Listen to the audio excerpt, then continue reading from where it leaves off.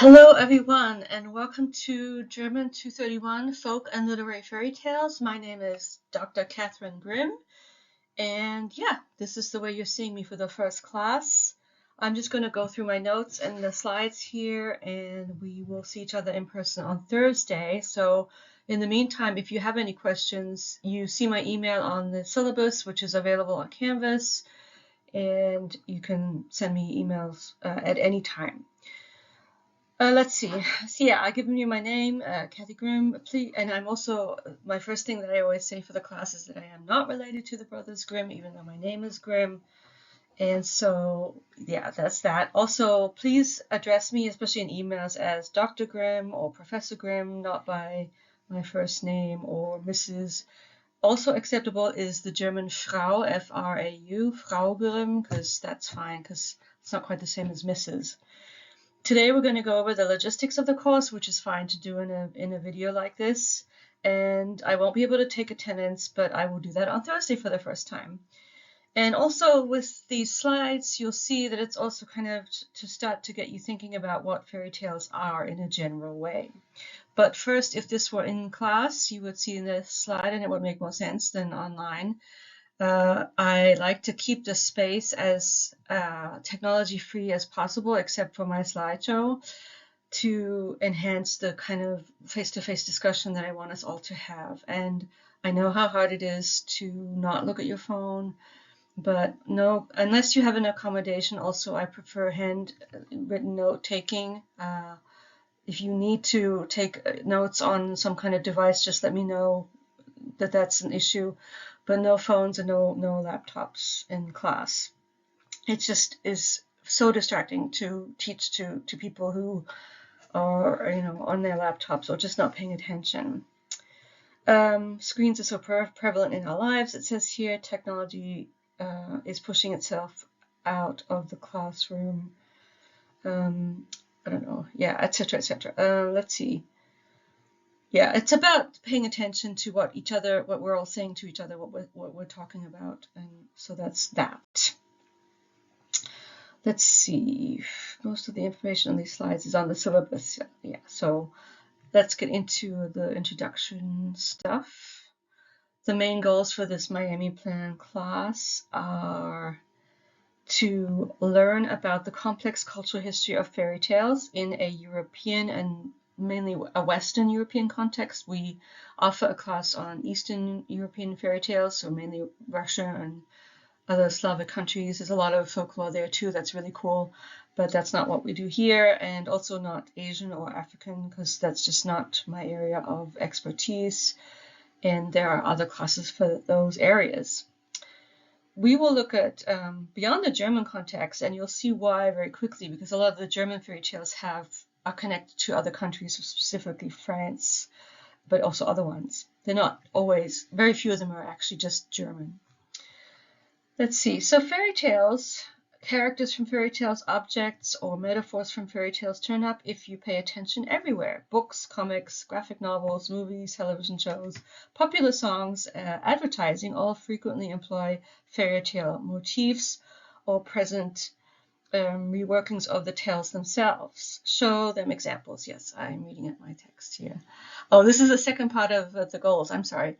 Find out how fairy tales have been influenced by society and how they, on the other hand, have influenced society. So if you think about Disney, how has Disney changed because of societal changes in society, but also how perhaps the more important but harder to get at issue is how the Disney tales themselves have enforced certain attitudes towards things like institutions like marriage or gender behaviors because of the way or even just the way that people look in fairy tales, specifically Disney, like the princesses always have a certain look to them, and it's pretty prescribed, it's pretty sort of narrow, and so things like that. Let's see. Going back to the fact that fairy tale stuff is everywhere, the world of fairy tales has become a kind of cultural repository of collective symbols, a symbolic shortcut that is recognized all over the world or in many places. And let's get into some examples here.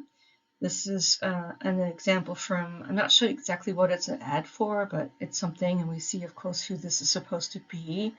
Snow White, specifically the Disney Snow White with this outfit. And here we have a lovely mermaid who's advertising tuna, and to make it more palatable, they would call it the chicken of the sea. I am especially enthusiastic about her beautiful hair. It's good. It's funny.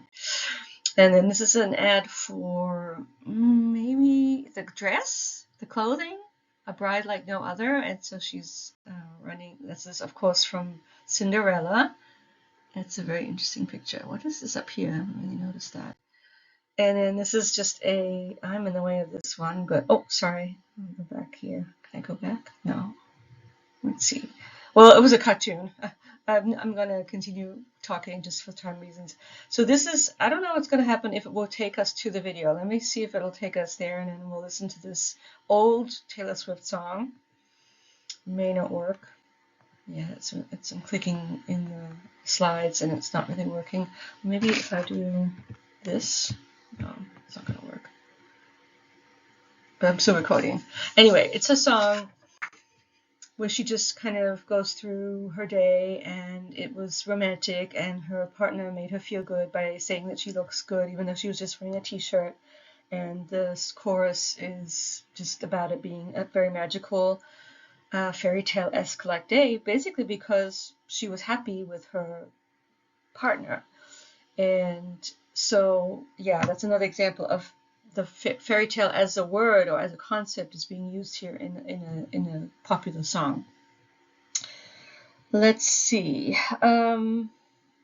Why are fairy tales so popular? I want us all to think about that, and they keep popping up. And so to get us going with a more kind of structured approach, we need a definition, and this is just one example of a definition of fairy tale. So if you think about, if I were to ask you all what they were, you could think about what you would say, what is a fairy tale? And so one definition is a story, usually for children, about elves and hobgoblins and dragons and fairies and magical creatures. So that's one definition of a fairy tale. And another one, kind of related but not related perhaps, is an incredible misleading statement or account or belief. His story of being a millionaire is only a fairy tale. So almost like, an exaggeration, or almost like it's not true, like it's a myth. That's another thing. What is a myth? Something that's not really true, but is being purported to be true or like believed. So those are definitions of a fairy tale. And so apparently fairy tales are somehow connected to children and connected to magical elements, or they're fundamentally something untrue or at least distorted, something counterfactual, something against reason. Another funny sort of example of fairy tale stuff is a humorous poem, which is actually quite long because it's a retelling of Cinderella by the famous British children's author Roald Dahl. Best known, of course, for things like Charlie and the Chocolate Factory, and just a beloved British Norwegian guy who has been controversial for some of his attitudes, specifically his anti-Semitic utterances. But he's a really interesting fellow. This is the beginning of his funny Cinderella, and it goes, I guess you think you know the story. You don't. The real one's much more gory. The phony one, the one you know, was cooked up years and years ago and made to sound all soft and sappy just to keep the children happy. So this idea that from the get-go, fairy tales exist in different versions, and that there's a more kind of gory, real version behind the phony one, which of course kind of immediately brings to our minds things like Disney, the Disney version of Cinderella versus perhaps, the one that comes to mind for most people, if they know, is the Grimm version, which is quite gory in a funny, strange way. And so he's kind of playing on that idea, this sort of this different styles of fairy tales. There's the real gory one and the fake phony one, which is of course a dichotomy that we need to complicate and which doesn't really hold true completely. it's just things are more complicated than he's saying. But it's his way of starting out his long poem about it, which continues to be sort of funny. And so, as we shall see, the Grimm version is more gory, and the better known version, due to Disney, is less gory, and it's kind of related to someone who we will read his version, which is the French fairy tale person, Charles Perrault. Let's see. So yeah, that's just some introductory stuff on what fairy tales are. So things I want you to think about for Thursday specifically. We will rehash some of this stuff on Thursday. We'll go over it a little bit just to get your input. Are fairy tales supposed to be soft and sappy to kind of accommodate children's what we think children should be exposed to? Like they shouldn't be too gory or whatever, or too scary. And, do you know examples of either kind of fairy tales? Do you know examples of soft and sappy ones, or ones you would consider soft and sappy, sort of, what's the word, cleaned up and not too gory, not too dark, like not dark? And also, do you know examples of dark ones or not soft and sappy fairy tales? So just kind of we would have a kind of general discussion about that. Because I think it is true that we do associate them with children, and there are reasons for that, of course. They're kind of almost seen as part of children's literature. So that's that, and I think that might be all the sort of introductory stuff before in the class I get to the syllabus stuff, which of course I can't take attendance, but that's fine. I'll see you on Thursday. So I want you to purchase the following three books. The first one is this one, The Great Fairy Tale Tradition, and I would show a copy, and that's what the cover looks like. And it's a big, thick book, and it has a lot of fairy tales. Most of the ones we read will be in there, but not all of them. And I do need you to get your own copy of this. And then the next one is this little thin book of romantic fairy tales, and we'll talk about romanticism later on in more detail. And there's one in there that we will read together, and the other ones you should read on your own because they're wonderful. And those are the two normal books. And then I do want you to purchase a course pack, which is a bunch of texts. I hear a cat. I have 4 cats, so yes, she's here. I'm just going to continue talking, and if she jumps up, it's fine. It's fine. It doesn't. Oh, but I have something here. I don't want her to get in the way. Let's see. Yeah, continuing on. I don't want to stop because I don't want to keep doing this. So, yeah, you can jump up if you have to, Lily. Her name is Lily. Let's see. So, yeah, these are the copy. This is the place where you can get the copy pack, the course pack, at the copy shop, which is up near. It's a bit of a hike, which is why I already sent you the first article in there, so you don't have to do it until we don't read it. We don't need that one. We need the fairy tales soon. But you don't need the reader until the 12th of February, I think. So you have a little bit more time for that. These are the ways you can go get it, either online, or you can sort of order and go pick it up, or you can just go buy it. They have it right there. And it's a dark green cover this time. And it is a little pricey, and the texts are kind of collated from different sources, so they look different. It's just a reader, and what's in them mainly are the secondary articles that sort of function as the theoretical side of the class, that we will read fairy tales, and then we read these articles that are about the tales and kind of do an in-depth analysis of some of the tales. And some of them all of them are probably more challenging for you to read than the actual fairy tales, because they're modern, they're theoretical, they talk about theory, they talk about psychoanalytical aspects, so they probably are the more challenging readings, which is why we'll get into how I'm going to assess you based on your showing me that you've read these articles. And so let me get into that, I think. So that's that about the course pack. So go get it as soon as you can, which I know with the snow it's a little bit hard to get around. But as long as, well, it is kind of cold right now. I know, so that's kind of hard. But maybe I don't know how long it takes for them to send it to you. We'll figure it out. We will figure that part out.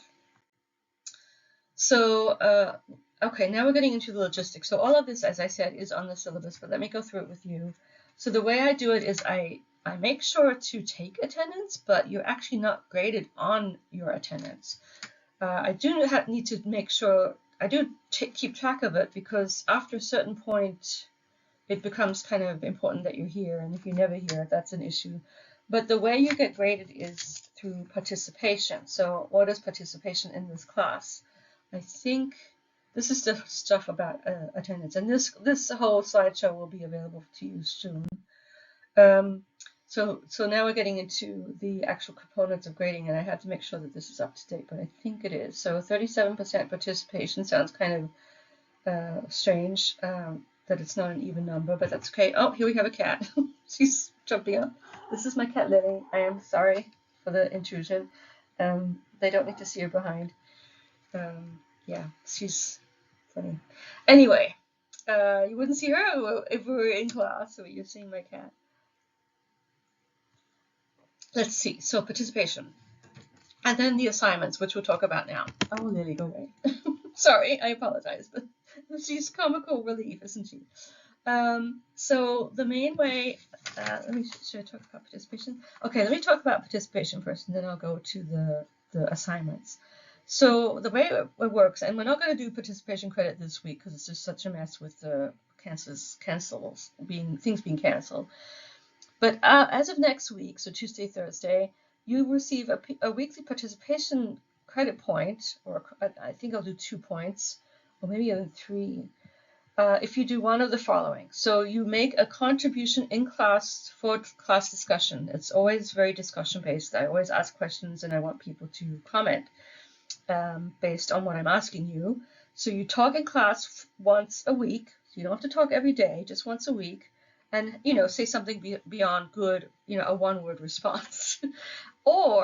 And it can be or it can be both, or you post a comment relevant to the in-class discussion for that week on our Canvas discussion boards that I'll start posting at some point soon. I mean, for next week, not for this week. These are the minimum requirements, and I encourage you to contribute more than once a week, either in the forums or in class. So that's how you get your participation points. And as you can see, it's kind of a big chunk of your grade, so it's important that you do either one of those things once a week. So you can't be completely quiet. And if you are quiet, just make sure you write a good response on the discussion board. Either way is fine. And it's also a way it can be done if you're not in class too. If you keep up with the reading and you just say something on the boards, then you're fine. And now to get to the assignment stuff, the way that's going to work is, let me see if I have a thing about that. I don't think I do. Let me just talk about it. So, and I think it's just 7. I think that's right. So for 7 of the articles that you're reading from this other book, at the beginning of class, I'll bring in a big pile of blue books, those little blue books that people write their exams in, hand them out to you, and you will write a response. You'll have about 15 minutes of class time. It's fine. We can deal with that, where you take a pen and you write down, and it's open book, so you can open up the article that you have already read and you have thoughts about, maybe even some post-it notes in there about what you want to write about, and then you just copy down your thoughts about, did you think it was interesting? Did you agree? Did you disagree? Did you have questions? Was it hard? Anything related to the reading of the article that shows me that you've read the article is fine. It doesn't have to be even, as long as I can read it, the spelling is, I'm not going to pay attention to spelling, because I know that you are actually writing it, and it's just your pen on paper, and there's no idea that you're using AI because you're writing it in class for me. I will be very lenient. The only thing I ask is that it's somewhat readable, your handwriting. I actually have found out that I much prefer reading handwriting to student writing as text. It's much more, it feels really quite more authentic to read the way you write, even if you don't think you write well or something. It's fine. I mean the actual handwriting. Don't worry about it. As long as I can read it, it'll be fine. Let's see. And so that's how, and you get a lot of points for each one of those. I mean, it adds up. So those are important. And then there are ways to sort of mitigate if you don't get the full points, but you did actually read it, but if there's just some issues with your ability to write, about stuff, you can perhaps come and see me in office hours and we'll talk, and then I'll give you more points. So don't worry too much about it. Don't freak out about these in-class things, even though it's a way to get your That's the main assessment. That's the only written assessment. It's gone down so much from what I used to ask, which was there was a paper that I've gone away from. As some of you know, this is my final semester. This is the final time I've taught teaching this class, so that's why I'm just not going to deal with how to, the whole AI stuff is complicated, so we're not going to deal with that. So this is my solution, is to have you all write in class. I know some of you have accommodations, and I've emailed you that in those cases you will probably be allowed to just write them at home, and you will promise me that you won't use AI. I mean, that's what we'll do. And then the final thing, which we'll talk about later on, it's just early days yet, is the oral presentation, where you all just stand in front of the class and give a short presentation about something that by that point will be easy for you, because you'll have gone through the whole class and you'll know what is being asked of you. So we won't even talk about that last section here right now. Let me have a sip because I'm losing my voice. And if this were in class, all of this stuff would take longer. So I'm rushing through this now because it's just me talking. I do need to talk a little bit about, let me see what else is coming up. Let's go in order. So very basically, this is not a difficult class, and if you keep a few things in mind, you will do well and you will be fine and we'll have a good time. You have to read everything, the fairy tales and the articles, slowly and mindfully, and make sure you try to understand them, even if you don't. I am a big proponent of looking words up that you don't know. Like if there's a word in either the tales or the articles, just look words up. There are words in English I don't know. And so, there are a lot of words in English. And so, yeah, there's no shame in saying, I don't really know what this word means. Let me look it up. Dig deep. So think about the implications of what you're reading.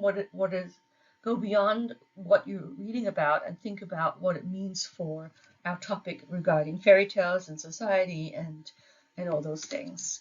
That will be easier the more we get into the texts, because they're all kind of build on each other. I always get surprised when people don't bother to bring the text to class. Please bring your textbooks to class. I know sometimes, things happen and you forget or whatever, but try and be as prepared as you can be. And also try and, submitting work punctually will be mainly just coming to class and doing the work. I mean, there's not that much that you have to submit punctually, except at the end, maybe the oral stuff. We're almost at the end here. Let me see what this is. So policies, bring the text to class, participation is mandatory, and I do need you to, of course, to check Canvas and, for example, that you get this and you watch this video. Okay, so this one has not been updated. So please disregard this book right here, which we're not using. We're only using these three. And these are the book abbreviations that appear on the syllabus. The big thick book of fairy tales is called The Great Fairy Tale Tradition, and that's abbreviated GFFT. Romantic fairy tales and the course pack are right here. And so now we're getting into how do I read the course pack.